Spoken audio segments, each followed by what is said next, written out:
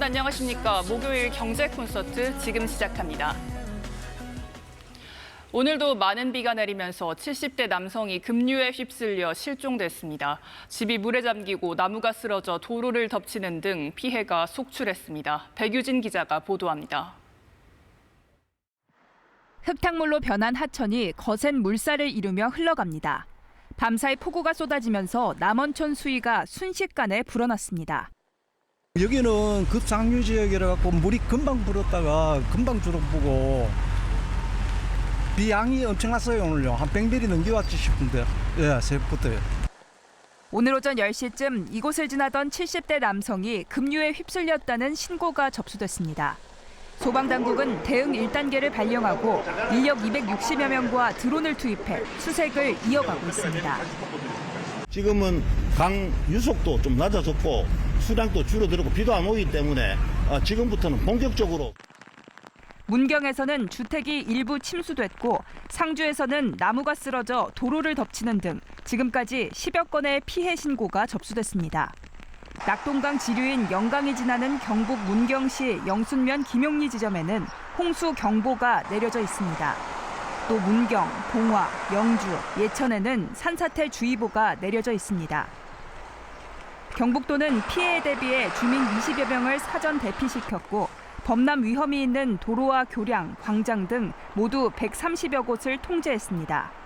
지역에 내려졌던 호우특보는 모두 해제됐지만 비는 오늘 밤까지 경북 북부와 내륙을 중심으로 5에서 20mm 더 내릴 것으로 예상돼 각별한 유의가 필요합니다.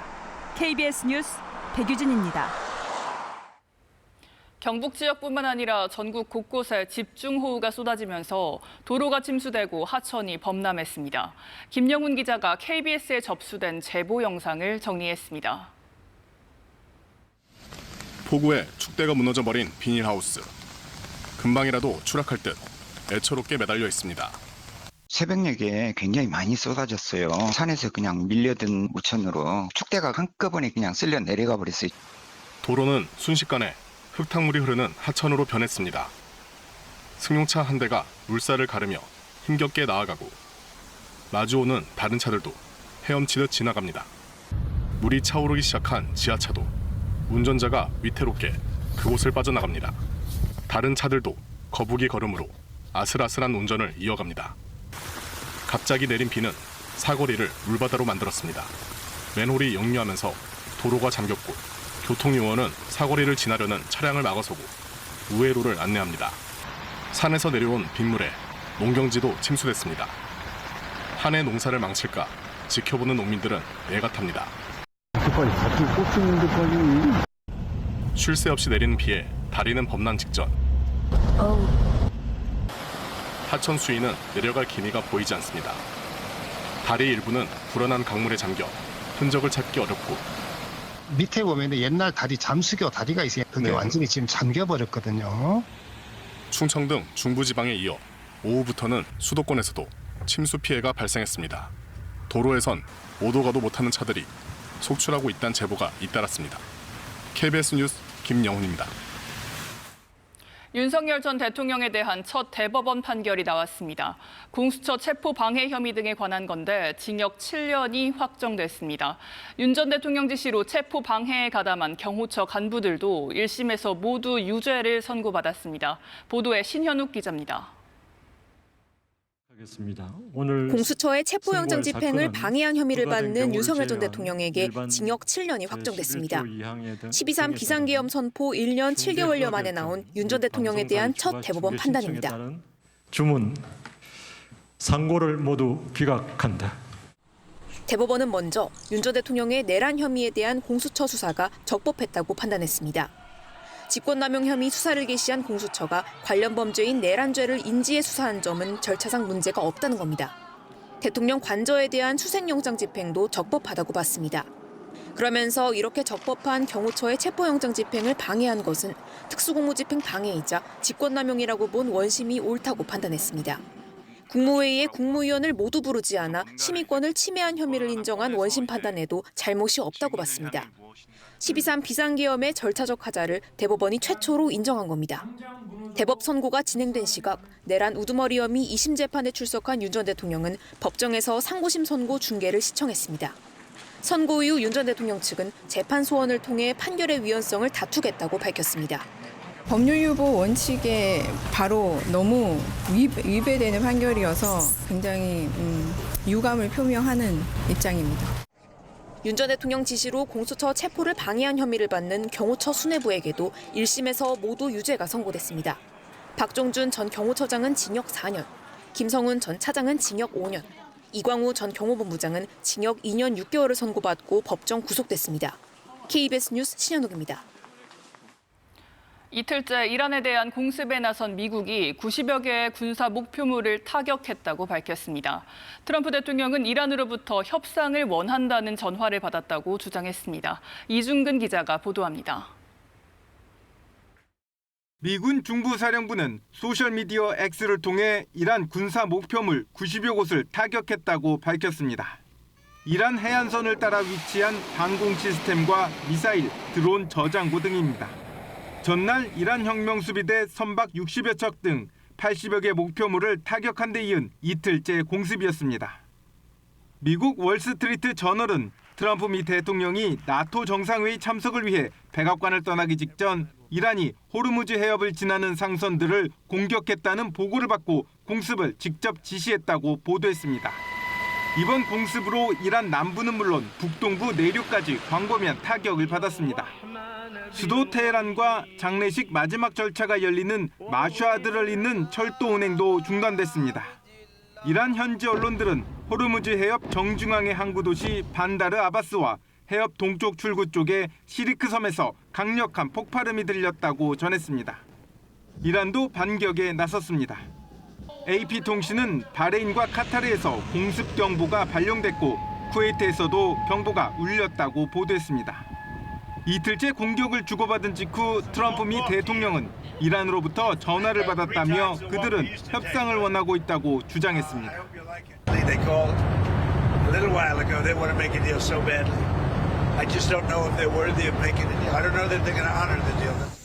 이에 대해 외신들은 트럼프 대통령이 상대국과 통화했다고 주장한 뒤 상대 측이 이를 부인하는 일이 반복되고 있다고 지적했습니다. KBS 뉴스 이중근입니다. 이란은 미국이 종전 양해각서를 어겼다고 날을 세우면서도 협상 여지는 남겨두고 있습니다. 자신들의 공격으로 LNG 운반선이 피해를 입은 중재국 카타르에겐 직접 통화해 사태 수습에 나섰습니다. 임종빈 기자입니다. 형체를 알아볼 수 없을 정도로 폐허가 된 건물. 지난 2월 미국과 이스라엘의 공습 이후 처참하게 파괴된 이란의 전 최고 지도자 아야톨라 하메네이 테헤란 관저의 미공개 영상을 이란 국영 매체가 공개했습니다.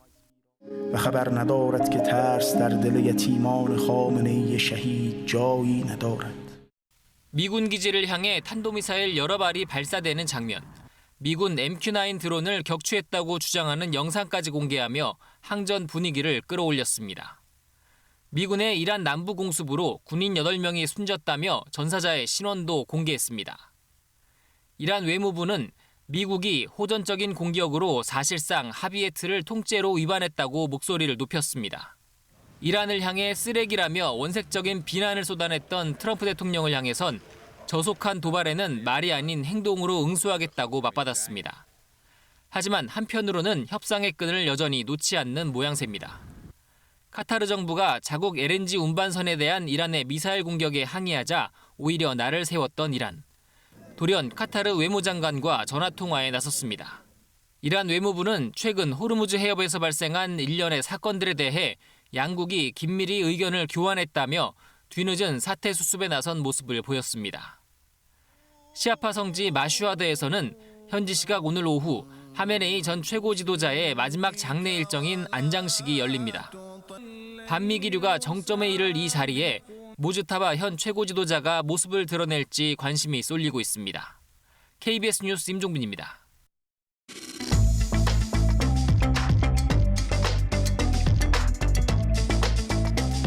이슈 클릭입니다. 도시를 삼킬 듯 하늘로 솟구친 검은 기둥, 재난 영화의 한 장면 같지만 실제 중국에서 관측된 토네이도의 모습입니다. 굉음과 함께 건물 천장이 무너져 내리고 거리에 있는 가게들도 속절없이 바람에 휩쓸려 버립니다. 건물 안이라고 안전한 건 아닌데요. 강한 비바람에 유리문이 통째로 부서지고 안에 있던 사람들은 서둘러 몸을 피합니다. 온갖 잔해들이 바람을 타고 하늘로 솟구치기도 했는데요.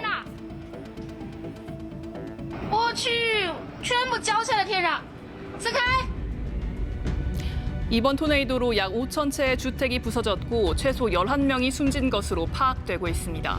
중국 기상당국은 우기의 영향에다 태풍 마이삭의 여파까지 겹치면서 토네이도가 발생한 것으로 분석하고 있습니다. 엿가락처럼 구부러진 이것, 뭔가 봤더니 37층짜리 건물을 떠받치는 철골 기둥입니다. 뉴욕 맨해튼의 공사 현장에서 발견된 모습인데요. 신고를 받은 당국이 현장을 확인해 보니 상황은 더 심각했습니다. 특히 21층과 22층의 무게를 지탱해야 하는 철골 구조물은 아예 휘어져 버렸고 일부 층에선 바닥이 아예 내려앉았습니다. 붕괴 사고로 이어질 수도 있는 상황, 인근 건물에는 긴급 대피령이 떨어졌습니다. 보강 작업이 이뤄지면서 일단 안정을 되찾았다고는 하는데요. 업체 측은 건물을 리모델링하는 과정에서 늘어난 하중 때문에 이런 일이 생길 것 같다고 밝혔습니다. 크레인이 황금빛 덩어리를 하나 둘씩 쌓아 올리자 월드컵 우승 트로피가 웅장한 자태를 드러냅니다. 높이 약 8m에 무게만 4톤이 넘는 초대형 구조물입니다. 트로피를 뭐로 만들었나 봤더니 유명 장난감 회사의 블록이 쓰였습니다. 트로피 모형 만드는 데 쓰인 블록 수만 130만 개를 넘고요. 블록 덩어리를 만들기 위해 60여 명이 7,000시간 동안 작업을 했다고 합니다. 말 그대로 손으로 한 땀 한 땀 만든 귀중한 작품인데요. 월드컵 결승전이 치러지는 이달 19일까지 뉴욕 록펠러 플라자에서 전시된다고 합니다. 강훈식 대통령 비서실장이 언론 인터뷰에서 이렇게 말했습니다. 삼성이 역사적으로 반도체로 번 돈이 모두 합쳐서 293조 원인데 올해는 350조 원이 될 거다. 인공지능 수요가 폭발하는 시장에 진입했다. 기회를 강조한 거죠. 거꾸로 여기서 위기를 읽어보겠습니다. 이렇게요. 중국의 D램 회사 창신반도체 CXMT가 지난 10년간 54억 달러의 적자를 냈는데 올해는 1분기에만 48억 달러를 벌었습니다. 그리고 애플이 CXMT 메모리를 살지도 모릅니다. 영국의 파이낸셜 타임스는 복수의 소식통을 인용해서 애플이 이미 CXMT 메모리를 중국 판매용 제품에 넣는 테스트를 하고 있다고 보도했습니다. 인공지능 수요 폭발의 후폭풍입니다.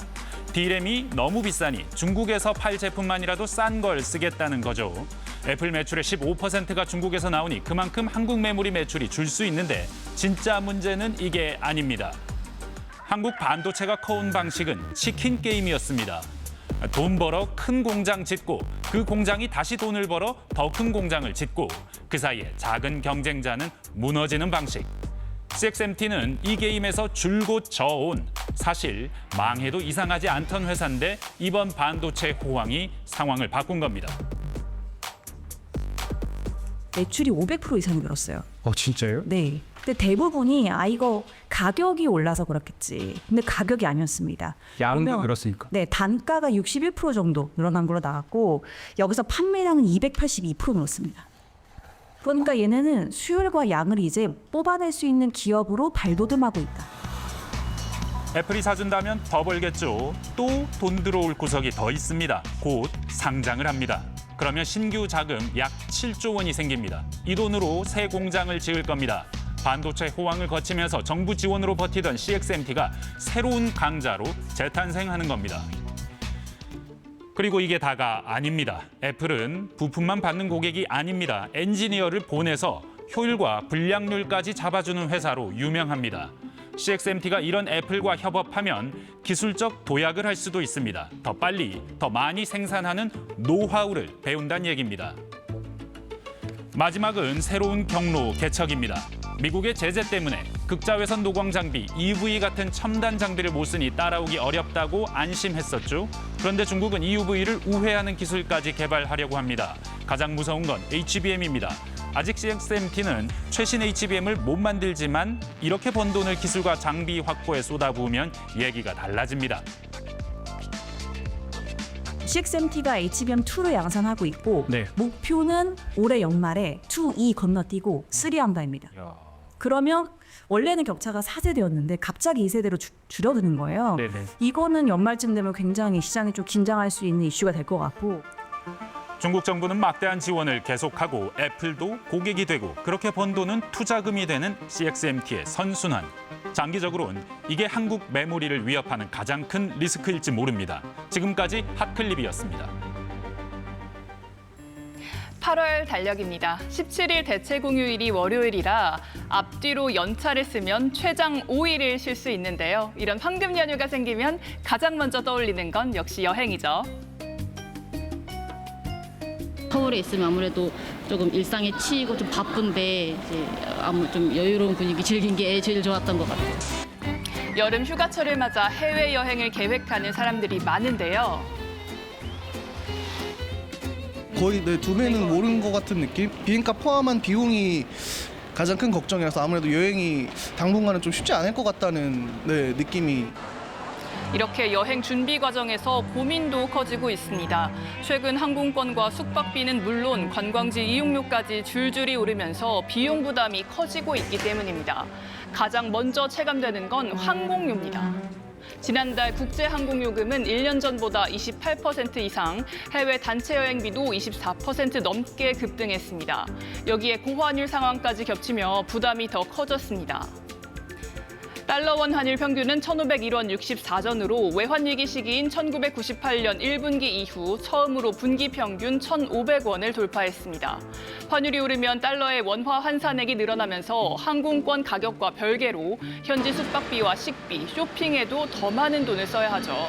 결국 항공료 인상에 환율 상승까지 더해지면서 여행객들의 체감 비용 부담은 더 커질 수밖에 없습니다. 도쿄로 여행 가려 했거든요. 근데 찾아본데 기름값이 많이 오르니까 그래서 그냥 너무 비싸져가지고 안 가기로 했어요. 실제로 한 설문조사에서도 응답자의 절반가량이 올여름 휴가 비용이 부담스럽다고 답했습니다. 숙박요금 인상과 항공권 가격 상승, 달러원 환율 상승 등을 그 이유로 꼽았습니다. 이 때문에 항공료와 환율 영향을 덜 받는 국내 여행으로 눈을 돌리는 사람들도 늘고 있습니다. 주말에만 손님들이 있었는데 그러니까 연휴 때 지난번 3월 초 그러니까 이럴 때 연휴 때는 진짜 엄청 많았었어요. 그러나 국내 여행이라고 해서 마냥 저렴한 것은 아니죠. 이달 강원도 속초의 평균 숙박요금은 전달보다 5만 원 이상 올랐고 부산도 2만 원 넘게 상승했습니다. 비용 부담이 커진 만큼 더욱 꼼꼼한 계획이 필요한 시점인데요. 항공권과 숙박시설은 예약 시점에 따라 가격 차이가 큰 만큼 성수기 여행을 계획하는 소비자라면 일정과 예약 시기를 분산하는 등 부담을 줄이기 위한 전략이 필요합니다. 국제통화기금 IMF가 우리나라 경제 성장률 전망치를 큰 폭으로 올렸습니다. 반도체 수출이 중동 전쟁 악재를 압도했다며 올해 우리 경제가 2.6% 성장할 거로 내다봤습니다. 김수연 기자입니다. 국제통화기금 IMF가 올해 한국 경제 성장률 전망치를 2.6%로 올려잡았습니다. 중동 전쟁 여파를 반영했던 지난 4월 전망치보다 0.7%포인트 높인 수치입니다. 아시아개발은행도 오늘 발표한 보충 전망에서 같은 성장률을 제시했습니다. 앞서 한국은행과 OECD가 발표한 전망치와도 같습니다. IMF는 우선 견조한 반도체 대외 수요가 중동 전쟁의 부정적 영향을 압도했다고 평가했습니다. 특히 한국을 AI 하드웨어 순수출 상위 4개국으로 꼽았습니다. 중동 에너지 의존도가 높지만 반도체 수출 호조에 힘입어 올해 1분기 성장률이 당초 예상을 크게 뛰어넘었다고 평가했습니다. 내년 성장률 전망도 기존보다 0.4%포인트 높은 2.5%로 상향 조정했습니다. 반면 세계 경제는 여전히 중동 전쟁 여파와 같은 불확실성이 더 크다고 진단했습니다. 올해 세계 경제 성장률은 기존보다 0.1%포인트 낮춘 3%로 전망했습니다. 국가별로 미국 전망치는 유지했고 유로존과 일본은 높은 에너지 가격 부담 등을 반영해 각각 0.2%포인트, 0.1%포인트 낮췄습니다.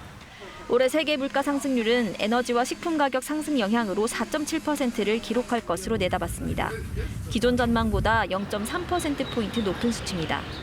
정부는 이번에 IMF가 전망을 내놓은 주요 30개국 가운데 한국 성장률 상향폭이 가장 컸다며 반도체와 AI 관련 성장세가 내년에도 이어질 가능성도 시사했다고 평가했습니다. KBS 뉴스 김수연입니다. 바삭한 껍질에 촉촉한 속살, 열대야까지 겹친 여름밤이 되면 야식으로 이만한 게 없죠. 바로 치킨입니다.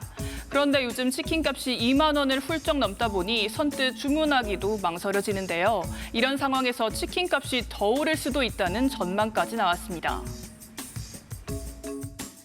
어떤 음식 제일 좋아해요? 치킨이요. 통닭이요. 치킨이요. 한국인이라면 남녀노소를 가리지 않고 좋아하는 치킨. 드라마에서, 한국 드라마에서 많이 봤고 대표적인 서민 음식으로 통했는데 요즘은 가격 부담이 만만치 않습니다. 배달앱 기준 프랜차이즈 치킨 한 마리 가격은 2만 원을 넘어섰고 이것저것 곁들이면 3만 원에 육박합니다. 여기에 뜻밖의 악재까지 겹쳤습니다. This is the biggest heat wave in the history of Europe and I'm hungry, so I'm going to try to cook an egg outside on the street. 40도가 넘는 기록적인 폭염에 시달리고 있는 유럽의 모습입니다. 유례 없는 폭염에 식용유의 주요 원재료인 올리브와 해바라기 농사가 큰 타격을 입었습니다. 덩달아 치킨 튀길 때 쓰는 기름의 국제 가격도 급등했습니다. 올리브유는 1년 전보다 20% 넘게 올랐고 해바라기와 까놀라유 가격 역시 동반 상승했습니다. 여기에 환율까지 크게 오르면서 여러 원료를 수입해야 하는 기업들도 한계에 다다른 상황입니다. 이미 일부 업체들은 본사가 가맹점에 공급하는 튀김용 기름 가격을 올렸습니다. 소비자 저항 탓에 치킨 값을 바로 올리기가 부담스러워진 업체들은 중량 조정 등을 통해 대응에 나서기도 합니다. 그러나 모든 게 임시 방편일 뿐 결국 치킨값 인상으로 이어질 거라는 우울한 전망이 나옵니다. 고객 입장에서는 어쨌든 다 저희가 부담해야 되는 거니까 여러 고안을 한 다음에 가격 인상을 해주셨으면 좋겠는 바람입니다. 치킨이나 시켜 먹자는 말도 꺼내기 어려워진 요즘. 서민 음식의 대명사였던 치킨이 이제는 물가 불안의 상징이 될 처지가 됐습니다. 지금까지 이슈 픽이었습니다. 산란기를 거치며 맛이 덜해지는 생선이 적지 않은 여름철. 그런데 이맘때면 오히려 살이 더 통통하게 올라 미식가들을 유혹하는 생선이 있습니다. 바로 여름바다의 진미, 농어입니다. 요거가 이제 요때가 제일 맛있을 때야. 길고 날렵한 생김새에 팔등신 생선이란 별칭이 붙은 농어. 큰 덩치만큼이나 힘도 좋아 바다의 폭군으로도 불립니다. 가을에 알을 낳는 농어는 여름철엔 영양을 비축하기 위해 먹이를 찾아 육지 가까운 곳까지 들어오는데요. 영양분이 가장 많은 거는 이제 따뜻할 때. 6월에서 8월 사이? 지금이 찰도 윤기도 좋고 찰지고 엄청 좋은 지금 시기예요. 지금이 딱 제철, 서해안에서는 7월 농어는 보기만 해도 보약이란 옛말이 정해질 정도입니다. 이 지역은 날씨가 뜨겁고 여름 되면요 어르신들이 농어를 잡아가지고 농어 지리탕을 해드려요. 진한 맛이 우러나올 때까지 푹 끓여낸 농어 맑은탕. 농어의 단백질은 소화 흡수가 빨라 특히 산모나 환자에게 좋습니다. 타우린도 풍부해 피로 해소에도 좋은데요. 야, 왜 보양식이라 그런지 알겠다.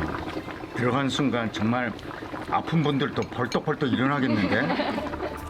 제철 농어의 매력은 단연 회에서 빛을 발합니다. 찰진 식감에 씹을수록 단맛이 살아나고 숙성하면 감칠맛이 깊어져 고급 횟감으로 통합니다. 다양한 채소를 넣고 시원한 물회로 즐길 수도 있습니다.